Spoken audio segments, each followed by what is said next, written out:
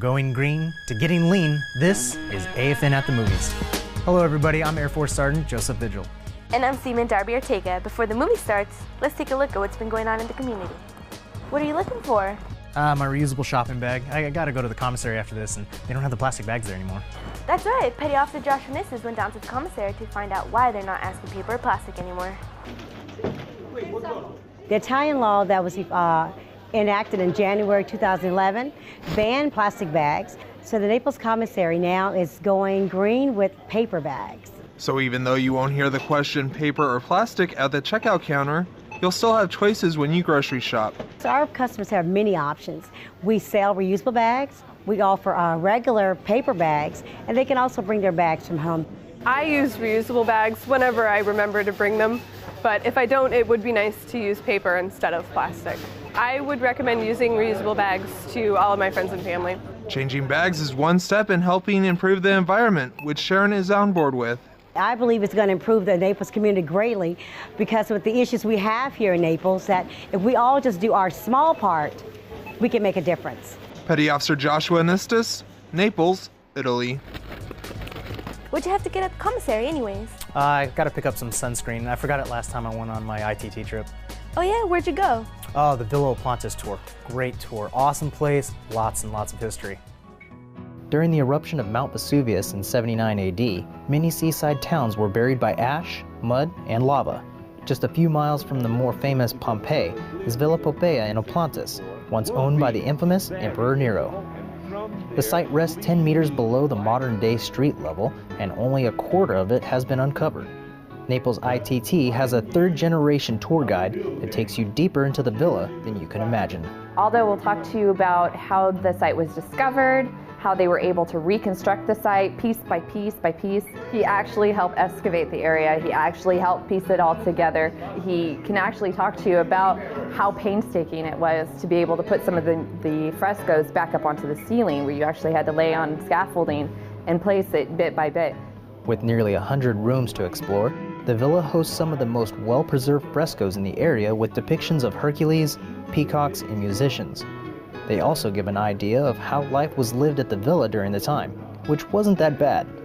There is evidence of lead pipes being used for running hot water to spas, and crafty kitchen construction supplying central heating. It really gives light to what a villa in ancient Rome was actually like. This is an opportunity to experience something that you will never ever be able to experience anywhere else. That is the pearl of Naples. Too bad that not so many people are here. Yeah, if there's a disappointment, it's that nobody knows about this place. I would come back if I had friends come visit me from out of town. I'd bring them here. If you're in Naples and want to travel with ITT, check out their website at www.mwritt.org to discover upcoming trips.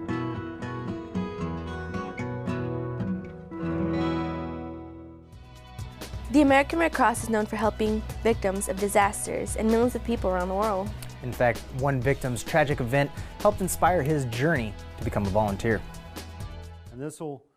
About once a month, Louis Heuermann steps into the role of a Red Cross volunteer, and there's a particular reason he gives back. When I was about 13 years old, I was in junior high, and my father came to my school, and that's when he told me that our house had burned down. And so we went home to find that it had completely been destroyed. Right when we walked into the new apartment, a truck pulled up outside and started unloading. And I turned to my dad and I said, "Hey, did you go shopping?" And he said, "Well, no, son, this is the Red Cross." Now as a volunteer himself, Louis says he's come full circle. To be able to offer that assistance, it really warms your heart to know that now you're giving something and not expecting anything in return other than just to be the person that's helping. Petty Officer Anthony Martinez, Naples, Italy. Impressive physique isn't built in a day. I mean, you gotta get to the gym, you gotta watch what you eat, right? But the food here is just so good, it's hard to say no. But if you want to win the 3rd annual Naples Bodybuilding competition, dieting isn't just gonna cut it to take first place. Sometimes muscles aren't the only thing you need to win a bodybuilding competition. Personality and all the preparation, nothing come easy.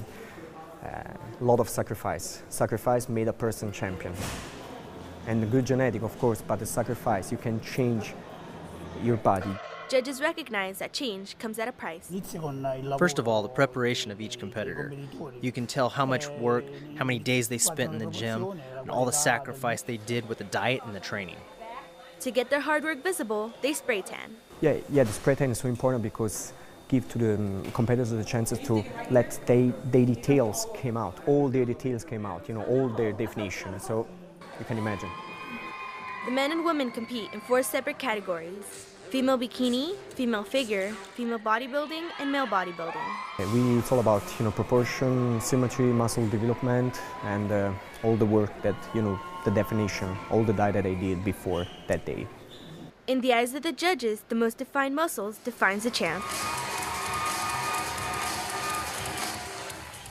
Hey, congrats to all the winners out there. I know that took a lot of hard work and preparation.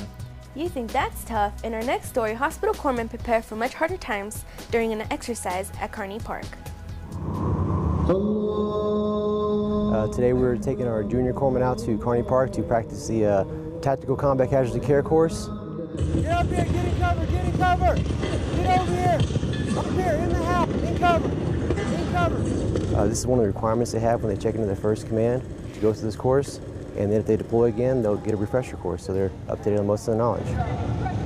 In case we get deployed or in case a mass casualty happens, the more people that are trained, the more hands that you have available. And so I think it's important that once we get here, we do have that training so that we can be utilized. Go, go, go! With the hands-on training, it helps them build a base of knowledge, actually getting familiar with the gear, understanding why they're doing something instead of just seeing it on a PowerPoint slide. They actually get to feel how it feels to move a heavy patient and then reassess the patient. He needs to be urgent. Urgent what? Urgent surgical or just urgent? Urgent. All right. We added some smoke, some loud music, some aggression to make them stress out a little bit. And they still stuck to their main skills and they did really, really well. I have a lot of confidence in them.